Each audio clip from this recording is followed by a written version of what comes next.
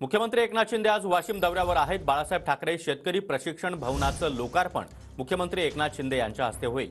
दुपारी 12 वाजता छत्रपती शिवाजी महाराजांच्या अश्वारूढ पुतळ्याचं अनावरण देखील मुख्यमंत्री शिंदे यांच्या उपस्थितीमध्ये केले जाईल। तर दुपारी 1 वाजता महिला मेळाव्याचं आयोजन करण्यात आलंय।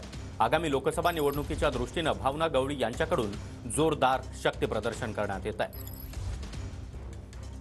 आणि या संदर्भात अधिक माहिती देण्यासाठी आमचे प्रतिनिधी योगेश सध्या आपल्या सोबत आहेत। योगेश, बाळासाहेब ठाकरे शेतकरी प्रशिक्षण भवनाचं लोकार्पण त्याचबरोबर इतरही मुख्य कार्यक्रम आज मुख्यमंत्री एकनाथ शिंदे यांच्या उपस्थितीमध्ये पार पडणार आहे। सागर, एक जर पाहिलं तर आगामी लोकसभा निवडणुकीच्या दृष्टीने आज वाशिमच्या या सभेला फार महत्त्व जे आहे ते प्राप्त झालेलं आहे।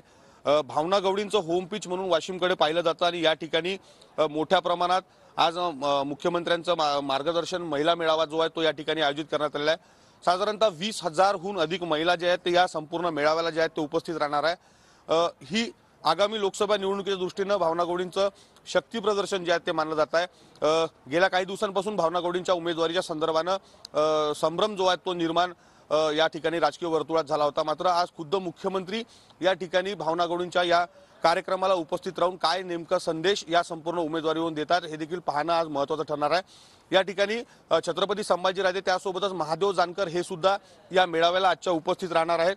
मोठ्या संख्येनं या ठिकाणी महिला देखील उपस्थित राहणार आहेत। छत्रपती शिवाजी महाराजांचं अश्वारूढ पुतळ्याचं उद्घाटन देखील आज वाशिममध्ये मुख्यमंत्री यांच्या हस्ते होणार आहे। लोकसभा निवडणुकीच्या दृष्टीनं कामाला लागल्याच्या तयारीला लागल्याच्या सूचना एकंदरीत या संपूर्ण मेळाव्याच्या माध्यमातून ज्या आहेत त्या भावना गवळी यांच्याकडून देण्यात येत आहे। काही दिवसांपूर्वी यवतमाळमध्ये पंतप्रधान नरेंद्र मोदी यांचा मोठा मेळावा झाला आणि त्यानंतर लगेचच पाहिलं तर मुख्यमंत्र्यांची ही सभा जी आहे ती आज वाशिममध्ये या ठिकाणी लावण्यात आली आहे।